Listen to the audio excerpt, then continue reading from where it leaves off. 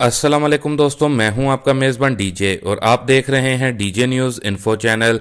आज 6 फरवरी 2022 है और हम आपकी खिदमत में हाजिर हैं इटली से ताज़ा तरीन खबरें लेकर।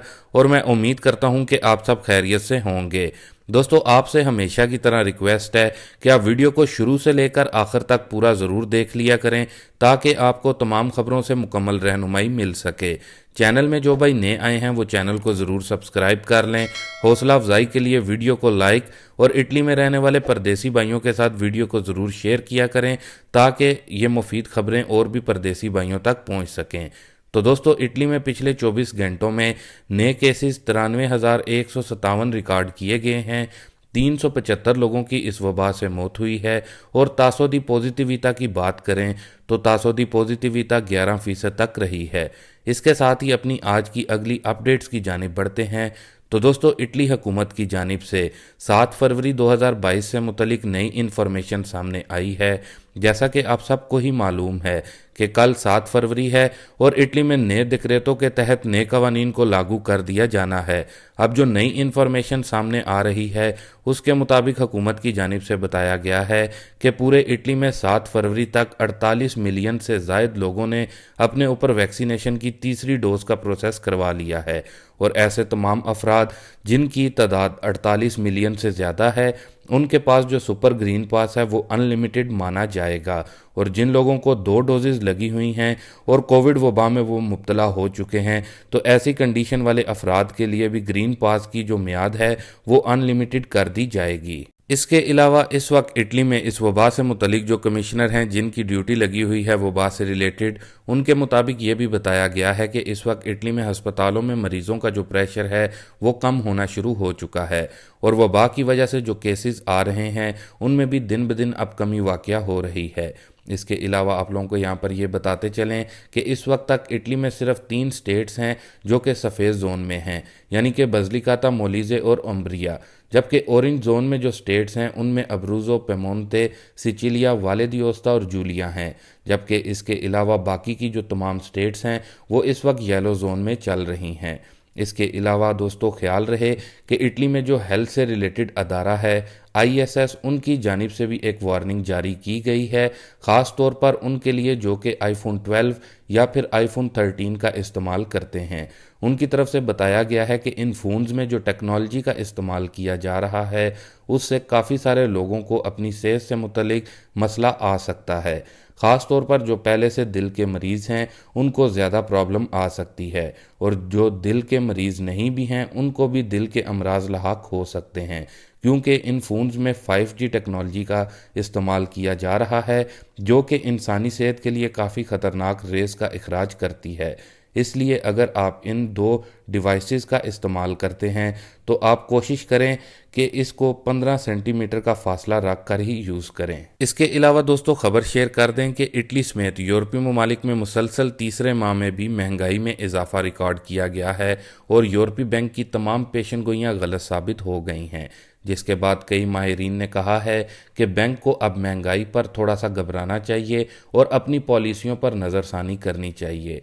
इसके अलावा ऐसे मेरे भाई, ऐसे मेरे दोस्त जो कि इटली या फिर किसी और यूरोपीय मुल्क या फिर इंग्लैंड, अमेरिका से रकम पाकिस्तान भेजना चाहते हैं वो जल्द अज जल्द रकम सेंड कर दें पाकिस्तान, क्योंकि यूरो, डॉलर, पाउंड, दिरहम, रियाल और दीगर गैर मुल्की करेंसियों की कीमत में बड़ी कमी का इम्कान है, क्योंकि पाकिस्तान को IMF से 1 अरब 5 करोड़ 30 लाख डॉलर कर्ज मिलने के बाद दबाव का शिकार रुपया मुस्तहकम होने लगा है। इस हवाले से पाकिस्तानी वजारत ख़जाना ने भी तस्दीक कर दी है कि रुपये की कीमत में मज़ीद इजाफा होगा। इसके साथ ही दोस्तों, अपनी अगली न्यूज़ अपडेट्स को देख लेते हैं, जो कि यूरोप का नया कानून मज़ीद 1 और साल तक एक्सटेंड करने का फ़ैसला लिया जा रहा है। यह कानून क्या है और किन के लिए है, तमाम मेरे दोस्त गौर से सुन लें, ख़ास तौर पर यूरोपीय ममालिक में रहने वाले। تو دوستوں بتایا جا رہا ہے کہ یورپ لیول پر جو اس وقت قانون چل رہا ہے، یعنی کہ یورپ کے ایک ملک سے دوسرے یورپی ملک میں جانے کے لیے ایئرپورٹس کے ذریعے سفر جو لوگ کرتے ہیں تو ان کو اپنے گرین پاس شو آف کروانا پڑتا ہے، یا پھر جو لوگ اس وبا سے متاثر ہوئے ہیں ان کو اپنا کووڈ ٹیسٹ وغیرہ دکھانا پڑتا ہے۔ بتایا جا رہا تھا کہ یورپی یونین کی جانب سے پہلے اس نئے قانون کی ڈیڈ لائن 30 جون 2022 تک رکھی گئی تھی، لیکن اب اس نئے قانون کو مزید ایکسٹینڈ کر دیا جانا ہے، مزید 1 سال کے لیے۔ اس سے متعلق یورپی یونین میں ایک پرپوزل پیش کر دیا گیا ہے کہ اسی قانون کو 30 جون 2023 تک ایکسٹینڈ کیا جائے۔ اگر اس پرپوزل کو یورپی یونین کی طرف سے پاس کر دیا جاتا ہے تو اٹلی سمیت تمام یورپی ممالک کے لیے گرین پاس والی شرط بھی 30 جون 2023 تک ہی کمپلسری ہوگی۔ تو اس طرح دوستو اب یورپ میں ایک ملک سے دوسرے ملک میں جانے کے لیے یہ قانون ہو سکتا ہے کہ مزید 1 سال کے لیے ہی ایکسٹینڈ کر دیا جائے۔ اس کے علاوہ اپنی اگلی خبر کو دیکھ لیتے ہیں۔ تو دوستو اپنی اگلی خبر 2 پاکستانی نوجوانوں سے متعلق آ رہی ہے جو کہ یورپ جانے کے چکر میں خطرناک گروہ کے ہاتھ چڑھ گئے ہیں۔ بتایا جا رہا ہے کہ ان 2 نوجوانوں کا تعلق پاکستان کے شہر کراچی سے ہے اور ان کو ایرانی انسانی سمگلروں نے اغوا کر لیا ہے اور یہ انسانی سمگلر ایرانی فون نمبر کا استعمال کر رہے ہیں۔ اس کے ساتھ ہی دوستو اپنی اگلی نیوز اپڈیٹ کو دیکھ لیتے ہیں جو کہ اٹلی میں امپس کی جانب سے نیا سرکولر جاری کیا گیا ہے جس میں نیا پروروگا آنے جا رہا ہے جو کہ گڈ نیوز ہے۔